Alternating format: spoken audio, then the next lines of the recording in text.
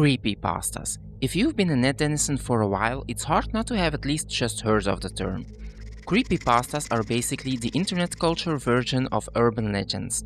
Tales this time not told around a campfire, but spread virally throughout the World Wide Web. These creepypastas topics can involve anything from ghosts, cryptids, creepy dolls come to life, to creepy experiments gone way wrong. The usual horror fare basically, but seeing as creepypastas are born of internet culture and mostly popular with millennials and such, it is no surprise that the creepypasta community has its finger firmly on the pulse of technology. This resulted in a whole slew of horror fiction focusing on the concept of video games written by people who actually grew up with them. The fact that they grew up with video games gives them an edge as they understand the medium and what it would take to make a medium usually known to offer comfort very much not so anymore.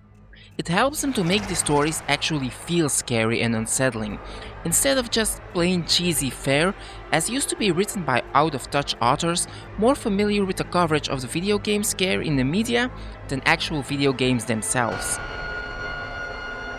Out of this specific subsection of creepypasta quickly arose a specific trope, namely that of the cursed or haunted video game. Popular examples of this are Ben Drowned, Sonic.exe, and Sad Satan. These range from a second-hand unlabeled Zelda cartridge that isn't quite how the player remembered this nostalgia-filled game from his youth, to a Sonic fan game that seems quite off. Or how about an indie game that's only available on the dank depths of the dark web, that is weirdly uncomfortable in its atmosphere and might even contain traces of actual snuff footage. It runs the gamut basically, but the red thread running through all these is that of the forbidden media trope. If you look on game download services like Steam or itch.io, you can see there is no shortage of indie horror games out there that are based on a variety of well-known creepypastas, the Slender Man series easily being the most recognizable of these. The game I'd like to talk about though is not based on any existing creepypasta, but the vibe this game gives off is very much that of the forbidden media trope I mentioned before. It truly feels like a game you're not supposed to play, something found in a garage sale sitting amongst a lot of cast-aside games.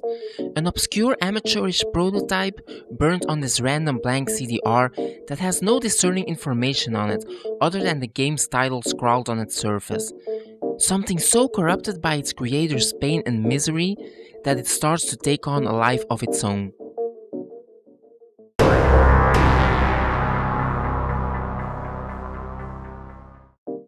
That game is 98's demake OK Normal, and if the name 98 demake sounds familiar to you, then you've probably seen one or more of his videos on his YouTube channel of the same name, where he demakes a popular game in a style that was more common to see in the late 90s.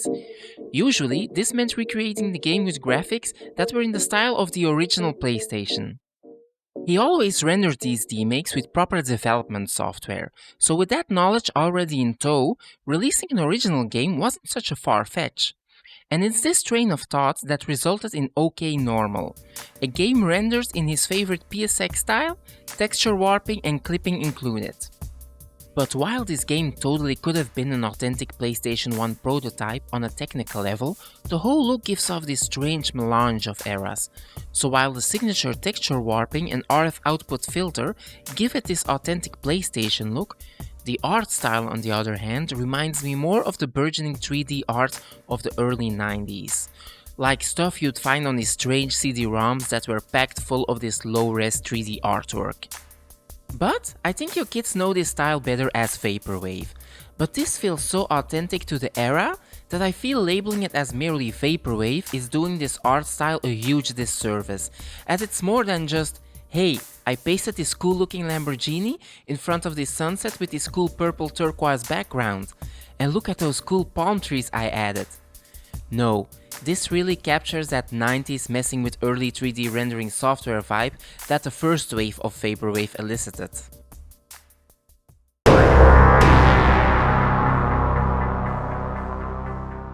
And so the game starts off quite innocently, with its bright and cheerful aesthetic, while over our player character's head hovers this cute cloud figure that serves as a tutorial guide explaining to us the supposed goal of this little platforming game. But as he cheerfully guides you on towards your goal, you'll start to notice that his remarks start to become more and more unhinged, while you'll notice the game starting to glitch out regularly as well. It's then that you start to notice that the game is taking quite a turn for the dark. Levels will appear darker and more chaotic in tone, the music, first dreamlike, will start to degrade to nightmarish levels, while the game itself seems to devolve into a random, incomprehensible mess.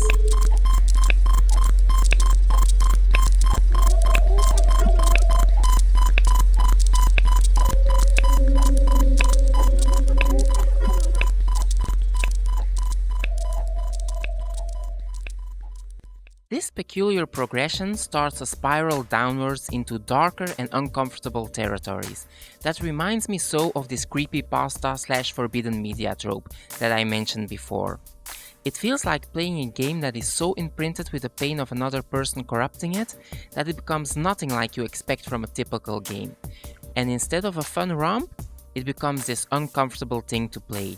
Not only because the experience feels haunted and corrupted, because it seems like you're invading someone's personal headspace.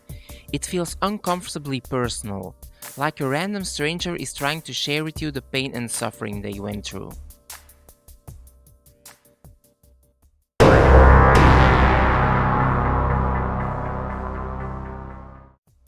So pretty much something you'd read about in a creepypasta, but as interesting a concept as a real-life creepypasta game is, especially one that isn't based on an already existing ID, I feel that just leaving it at that feels insufficient, as there seems to be a lot more to unravel here. The story in the game is vague and not explicitly told to you, but more implied in nature. So much so that the first time I played it, I was so overwhelmed by the weirdness that I didn't even think the game actually had something to say and was more about just being weird.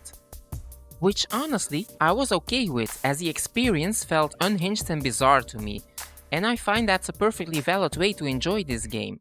After all, vagueness only adds to the horror, so it doesn't really matter if it was meant to make sense in any way, or was always meant to just be nonsensical in nature.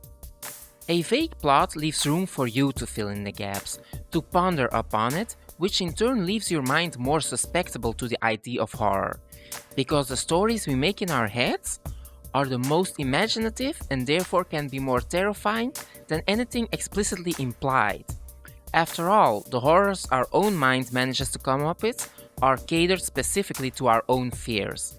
They scour the boundaries of our comfort zone, and therefore cut deeper than any horror that was written explicitly with a large general audience in mind. So while OK Normal is very vague in its narrative, it leaves it that much more leeway to unsettle you to the core. And unsettling is the word here, as it's not a spooky game. It's not scary, it's just downright unsettling and uncomfortable. Almost like David Lynch decided one day, fuck it, I'm done with film, I'ma make a video game. Damn. Now it makes me realize that I really wish Lynch would have dabbled in the medium of video games. Big sigh. Okay, now is the time I feel I should warn you about potential spoilers. Not necessarily plot stuff obviously, but after hearing my take on what is there narrative-wise, I feel it might destroy any sense of awe and wonder you would normally experience on your first playthrough. Which I feel is necessary if you want to properly experience this game for the first time. So, consider yourself warned. So the first time I played this, the impression I got was that the plot was intentionally nonsensical, and that it was more about the vibe than any actual narrative. It was only the second time around that I started to notice some things that could point to there actually being a team present in the game.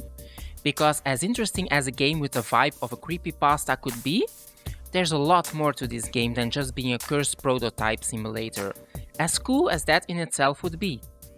But from what I gathered while playing it the second time, I started to assume it might actually be an allegory for drug use, either recreational or prescription based.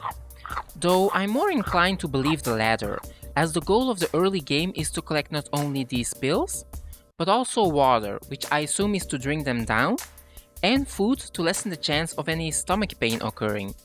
Pretty much how they recommend you to take prescription pills. This is even further enforced by some environments that seem to resemble the hallways of a hospital. To me, it kind of feels like the gameplay loop is supposed to resemble the routine of medication, and how it feels like this routine makes you slip deeper and deeper into a feeling of numbness, through the bore of being stuck in a rut, combined with the numbing effect of the drugs. You will also see your little cloud buddy motivating you as you collect these things, suggesting everything is okay as long as you stick to this routine, while you slavishly fall deeper into the drag of swallowing pills. This seems further hinted at by the juxtaposition of the serene parts the game offers and the glitchy, more effed up parts. To me, this seems to suggest the difference between the good moments where the prescription seems to help, whereas the darker parts might represent moments where the depression and or anxiety fails to remain suppressed.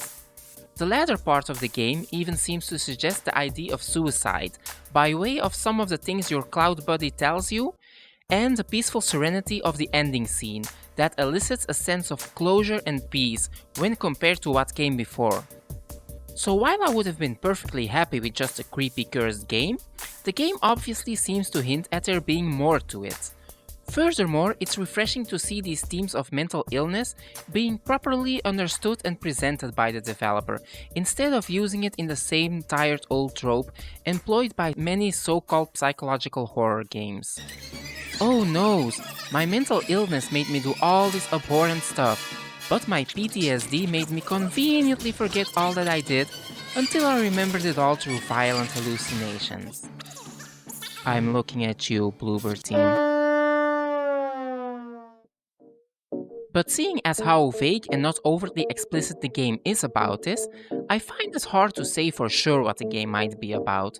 And that's okay, as I don't want to take anything away from whatever the developer's intent might have been. So, it's just conjecture on my part, really, but I do find it interesting to think about it nonetheless, as it is one of those games that just sticks with you after having finished it. But basically, it's best to just experience the game for yourself and see what your own takeaway is. No matter what the game is about, though, one thing that's for sure is that it's quite an unsettling and unique experience that you should just submit to and allow yourself to submerge in the weirdness of it all.